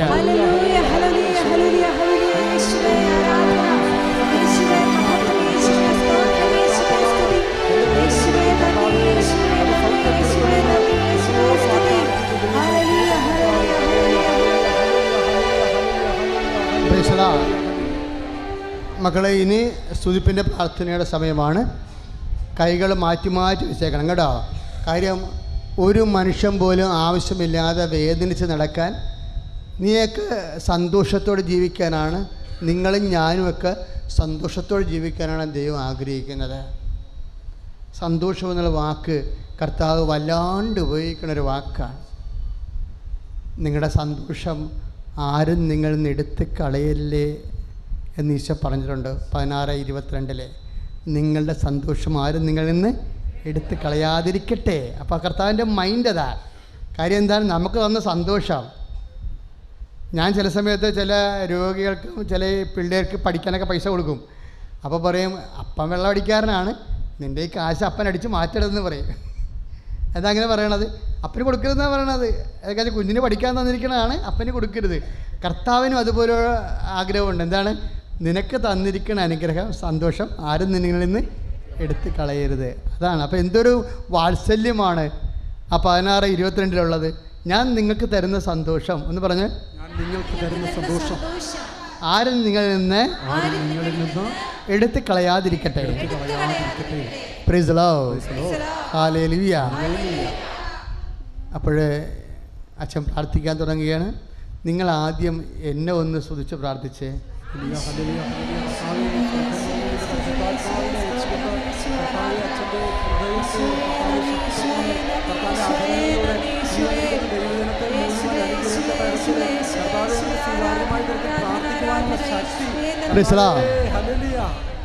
ഇനി നിങ്ങൾ പ്രാർത്ഥിക്കുമ്പോൾ നിങ്ങൾക്ക് വേണ്ടി ഞാൻ പ്രാർത്ഥിച്ചോളാം. നിങ്ങൾ മറ്റുള്ളവർ കുറേ പേരുണ്ട് ഇവിടെ, രോഗികളായിട്ടുള്ളവരുണ്ട്. അവർ ഇവിടെ വന്ന് സാക്ഷ്യം പറയണമെന്നല്ല ഞാൻ ഉദ്ദേശിക്കുന്നത്, അവരാശ്വാസത്തോടെ ജീവിക്കണമെന്നാണ് ഉദ്ദേശിക്കുന്നത്. രോഗികളായിട്ടുള്ളവരുണ്ട്, പലതരത്തിലെ വീട് സ്ഥലവും ഇല്ലാതൊക്കെ ഇങ്ങനെ പറാപറന്തരായിട്ട് മക്കളുടെ മുമ്പിൽ നാണം കെടുന്ന മാതാപിതാക്കന്മാരുണ്ട്. അതൊക്കെ സങ്കടകരമാണ് അവസ്ഥ. പെൺകുഞ്ഞുങ്ങളൊക്കെ വലുതായി വയ്ക്കുമ്പോൾ നമ്മൾ ഓരോ മാസം വാടകയ്ക്ക് ഓരോ വീട്ടിൽ ഇങ്ങനെ നടക്കണം എന്ന് പറയുമ്പോൾ ഹൗ ക്യാൻ ബി ബേ? അതൊന്നും പറ്റത്തില്ല. അത് കർത്താവിനോട് പറയണം, അത് പറ്റത്തില്ല. അഭിമാനത്തോട് ജീവിക്കണം. ചുമ്മാ ജീവിച്ചൊരു കാര്യമില്ല. ഞാൻ നിൻ്റെ രക്തത്താൽ വീണ്ടെടുക്കപ്പെട്ടവളാണ്. അതുകൊണ്ട് നിൻ്റെ മകൾ, നിൻ്റെ മകൻ, നിൻ്റെ മകനെപ്പോലെയും മകളെപ്പോലെയും അഭിമാനത്തോടെ ജീവിക്കണം. ഒന്ന് പറഞ്ഞേ, കർത്താവായ ദൈവമേ, ഞങ്ങളുടെ മാനം കാക്കാൻ മാനക്കേടായി മരിച്ചവനെ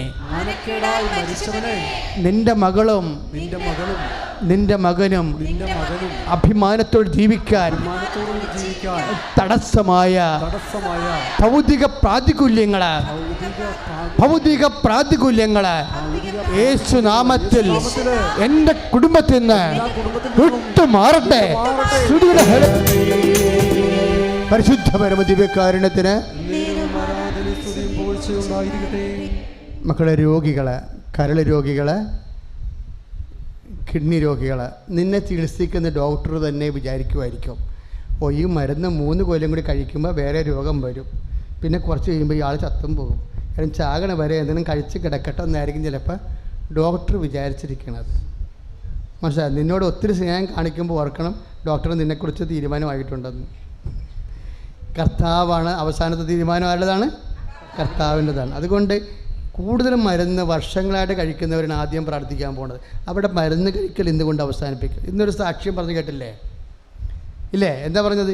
പിന്നെ മരുന്ന് കഴിക്കേണ്ടി വന്നിട്ടില്ല. ഞാൻ 6 മരുന്ന് കഴിക്കുന്ന ആളാണ്, പിന്നെ മരുന്ന് കഴിക്കേണ്ടി വന്നിട്ടില്ല, എനിക്ക് ആ രോഗവും ഇല്ലെന്ന്. അല്ലേ? പ്രാർത്ഥിച്ചേ, കർത്താവായ ദൈവമേ, കൂടുതൽ മരുന്നുകൾ മാറി മാറി കഴിക്കുന്നവരെ മാറാത്ത രോഗങ്ങളിൽ നിന്ന് കർത്താവിൻ്റെ വിശുദ്ധമായ രക്തത്താൽ ഈ നിമിഷം പൂർണ്ണമായി സൗഖ്യം പ്രാപിക്കട്ടെ. സ്തുതിയുടെ ഹല്ലേലൂയ.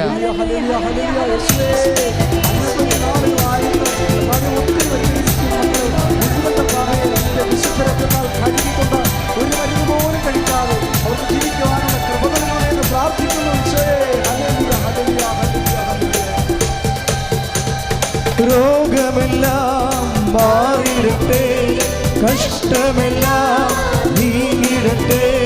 രോഗമെല്ലാം മാറിയിടട്ടെ, കഷ്ടമെല്ലാം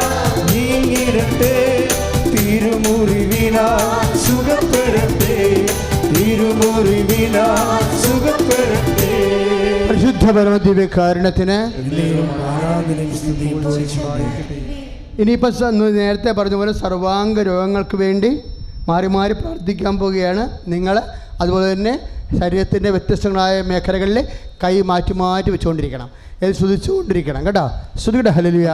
കർത്താവായ യേശുമിശിഹായേ, കാലരോഗികളെ സമർപ്പിച്ച് പ്രാർത്ഥിക്കുന്ന ഈശോ, കാലരോഗികളെ സമർപ്പിച്ച് പ്രാർത്ഥിക്കുന്ന കർത്താവേ, കാലരോഗികളെ സമർപ്പിച്ച് പ്രാർത്ഥിക്കുന്ന കർത്താവേ, കിഡ്നി രോഗികളെ സമർപ്പിച്ച് പ്രാർത്ഥിക്കുന്ന കർത്താവേ, ഹൃദയ രോഗികളെ സമർപ്പിച്ച് പ്രാർത്ഥിക്കുന്ന കർത്താവേ, ഹൃദയ രോഗികളെ, കിഡ്നി രോഗികൾ, മുതുക് രോഗികൾ, ശ്വാസകോശ രോഗികൾ, പാങ്ക്രിയാസ് രോഗികൾ, തൈറോയ്ഡ് രോഗികൾ, പിസ്തുല രോഗികൾ, PCOD രോഗികൾ, കർത്താവ് അണ്ടാശയത്തിൽ കുരുക്കളുള്ളവർ, സിസ്റ്റുള്ളവർ, ക്യാൻസർ രോഗികൾ, ഈശോ പാങ്ക്രിയാസ് രോഗികൾ, ഷുഗർ രോഗികൾ, ഈശോ പ്രഷർ രോഗികൾ, തലവേദനക്കാർ കർത്താവ്, മുടിക്കൊഴിയുന്നവർ കർത്താവ്, പിൻകഴുത്തിന് വേദന ഉള്ളവർ, സ്പോണ്ടിലോസിസ്കാർ കർത്താവ്, പിൻകഴുത്തിന് മുതുകിന് വേദനയുള്ളവർ, കസരി വിട്ടിരിക്കുന്നവർ, നടുവേദനക്കാർ, സോറിയാസിസ് രോഗങ്ങളുള്ളവർ, വേരിക്കോസിൻ്റെ അസുഖങ്ങളുള്ളവർ, വാത രോഗക്കാർ കർത്താവ്, എന്നെ സ്ഥാപിച്ചുകൊണ്ട് ഈ ആരാധ്യം പങ്കെടുത്തുകൊണ്ട് യൂട്യൂബിലും ഫേസ്ബുക്കിലും കർത്താവ്, അനേക രാജ്യങ്ങളിൽ, സംസ്ഥാനങ്ങളിലും, നാടുകളിൽ, ജില്ലകളിൽ കർത്താവ്, അങ്ങനെ മക്കളെ പ്രാർത്ഥിച്ചുകൊണ്ടിരിക്കുന്ന ഓരോ വിഷയങ്ങളുടെ മേൽ വീഴ്ച കർത്താവ് പ്രകാശം വീശട്ടെ. യേശു ക്രിസ്തു നാമത്തെ ക്ഷയരോഗങ്ങൾ, ക്യാൻസർ രോഗങ്ങൾ, മാരക രോഗങ്ങൾ, മാരാരോഗങ്ങൾ, തീരാവേദികൾ യേശു നാമത്തിൽ മാറിപ്പോടാ.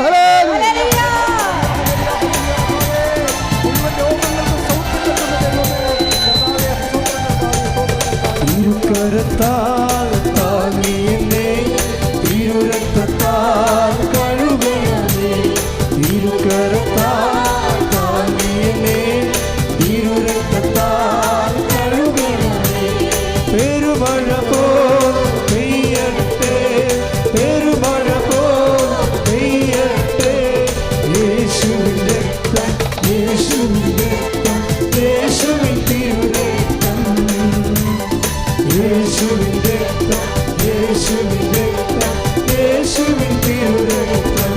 പരിശുദ്ധ പരമദിവ്യകാരുണ്യത്തിന് ആരാധനയും സ്തുതിയും പുകഴ്ചയും. മക്കളെ, വിവാഹ തടസ്സങ്ങൾ ഇനി പ്രാർത്ഥിക്കാൻ പോകുന്ന വിഷയങ്ങളാണ്. ശ്രദ്ധിക്കണം.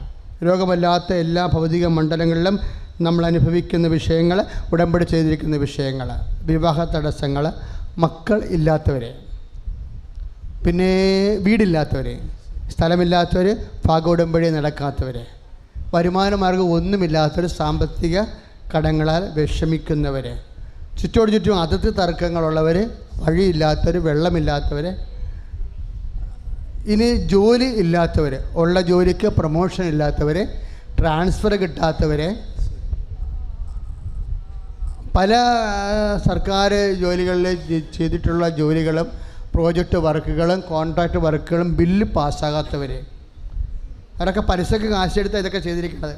പലിശ കൂടിയിട്ട് ഇപ്പോൾ നമ്മൾ ചെയ്ത കാശ് പോലും കിട്ടാത്ത കണ്ടീഷനിൽ നരകിച്ച് ജീവിക്കുന്നുണ്ട്. ഈ സർക്കാരിന് ഈ വിഷയത്തിൽ ശരിക്കും നീചമായ, ഏത് സർക്കാരായാലും എല്ലാ കൊല്ലവും ഏത് സർക്കാരുകൾ മാറി വന്നാലും കോൺട്രാക്ടർമാർ ആത്മഹത്യ ചെയ്യുന്നുണ്ട്. അത് നീചത്തരം കൊണ്ടാണ്, സർക്കാരിൻ്റെ നീചത്തരം കൊണ്ട് അങ്ങനെ സംഭവിക്കണം. കാര്യം കോൺട്രാക്ടർമാർ പകുതി മുക്കാലും, പ്രത്യേകിച്ച് ഇടനില കോൺട്രാക്ടർമാരില്ലേ, ഒരു പകുതി വരുമാനക്കാരായിട്ടുള്ളവരില്ലേ, താഴെ വല്ല മുകളിലും അല്ലാതെ നിൽക്കുന്നവർ, അവരൊക്കെ കടം മേടിച്ചാണ് വലിയ പണിയൊക്കെ ചെയ്യിക്കണത്.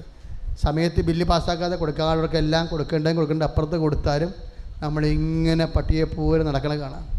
അവസാനം അവർ ചത്ത് പിരിയണ കാണാം.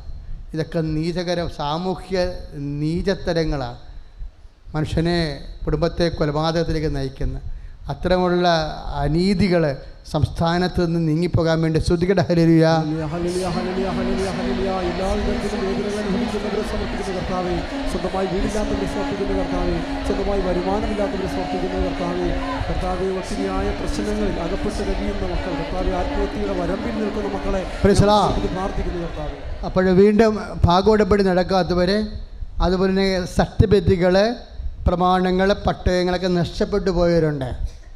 നഷ്ടപ്പെട്ടു പോയവർ, സർട്ടിഫിക്കറ്റുകൾ നഷ്ടപ്പെട്ടു പോയവരും കിട്ടാത്തവരുണ്ട്. ഇപ്പോൾ ഇന്നത്തെ സാക്ഷ്യം കേട്ടില്ലേ, സർട്ടിഫിക്കറ്റ്, ഉപരി വിദ്യാഭ്യാസത്തിൻ്റെ സമയം വന്നപ്പോൾ സർട്ടിഫിക്കറ്റ് കിട്ടാണ്ടായി. പക്ഷേ ഉടമ്പടി ചെയ്തപ്പോൾ അമ്മ അത് ലൈറ്റ്നിങ് സ്പീഡിലാണ് സർട്ടിഫിക്കറ്റ് കൊടുത്തത്. അപ്പോൾ ഉടമ്പടിയിൽ എല്ലാം ഉടമ്പടിയുടെ കീഴിലുള്ള വിഷയങ്ങളാണ്. അപ്പോൾ ഇതുപോലെയുള്ള ഇനി മിണ്ടാണ്ടിരിക്കുന്ന കുടുംബങ്ങൾ, ചില ആൾക്കാർ കിട്ടാനുള്ള, ഇപ്പോൾ ചില ആൾക്കാർക്ക് സ്വഭാവം ഉണ്ടല്ലോ, വീട്ടിലെ പെൺമക്കളുടെ കല്യാണങ്ങളെല്ലാം കഴിഞ്ഞ് കഴിഞ്ഞാൽ പിന്നെ വേറെ കല്യാണത്തിനൊന്നും അവർ പോകത്തില്ല. ചില ആൾക്കാരുടെ സ്വഭാവങ്ങളാണ്. ഉടമ്പടി ക്രിസ്ത്യാനി പുറത്തേക്കാണ്. വീട്ടിലെ പെൺമക്കളുടെ കല്യാണങ്ങളെല്ലാം കഴിഞ്ഞാൽ പിന്നെ വേറെ കല്യാണത്തിനൊന്നും അവർ പോകത്തില്ല. എന്താ കാര്യം? കയ്യിൽ നിന്ന് കാശ് പോകണമുണ്ട്. വീട്ടിൽ പെൺമക്കളുള്ള കാരണം കയ്യിൽ നിന്ന് കാശ് കിട്ടാൻ വേണ്ടി എല്ലാ കല്യാണത്തിനും പോകും. അപ്പോൾ ഇങ്ങനെയുള്ള ഈ ദുഷ്ടവർഗ്ഗങ്ങളൊന്നും ഉടമ്പടിയുടെ വിഷയത്തിലുള്ളതല്ല. നിങ്ങളെപ്പോഴും ശ്രദ്ധിച്ചേക്കണം. ആ ദൈവത്തിനെ പറ്റിക്കരുത്. മനുഷ്യനെ പറ്റിക്കുന്നതും ദൈവത്തിനെ പറ്റിക്കുന്നതും ഒരുപോലെ തന്നെയാണ്. കാര്യം അതൊന്നും ഉടമ്പടിക്ക് ചേർന്ന മാനസിക അവസ്ഥകളല്ല. നിങ്ങൾ ദൈവത്തിൻ്റെ അനുഗ്രഹം നിങ്ങളിലേക്ക് വരുന്നതിനെ പ്രകടമായ പാപങ്ങൾ മാത്രമല്ല അടിയൊഴുക്കിൻ്റെ മനോഭാവങ്ങളും ചോദ്യം ചെയ്യപ്പെടേണ്ട വിഷയങ്ങളാണ്, ചോദനയ്ക്കുള്ള വിഷയങ്ങളാണ്. അപ്പം അതുകൊണ്ട് ദൈവത്തിന് നിരക്കാത്ത നിലപാടോ സമീപനമോ എന്തെങ്കിലുമൊക്കെ മനസ്സിലുണ്ടെങ്കിൽ അതൊക്കെ അറിയാണ്ടാണെങ്കിലും അഴിച്ചു കളയാൻ നോക്കണം. അച്ഛൻ പ്രാർത്ഥിക്കാൻ തുടങ്ങുകയാണ്.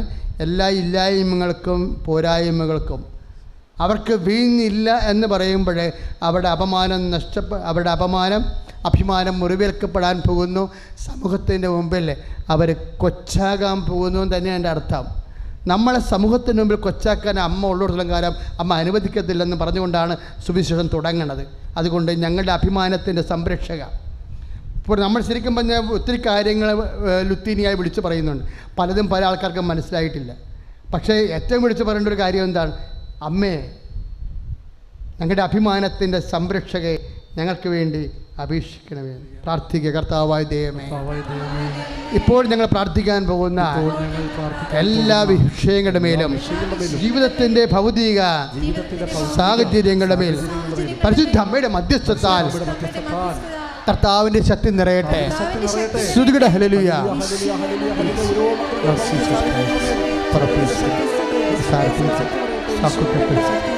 കർത്താവിൻ്റെ ഉന്നതമായ നാമത്തിൽ ചതികൾ പ്രകാരത്തിൽ കൃഷിൻ്റെ അടയാളത്തിൽ ദൈവത്തിൻ്റെ ശക്തി നമുക്ക് കർത്താവിൻ്റെ നാമത്തിൽ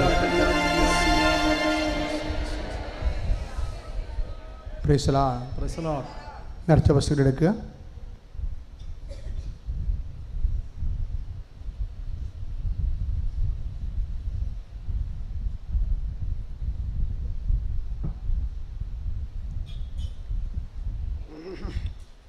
അറിയിപ്പുകൾ.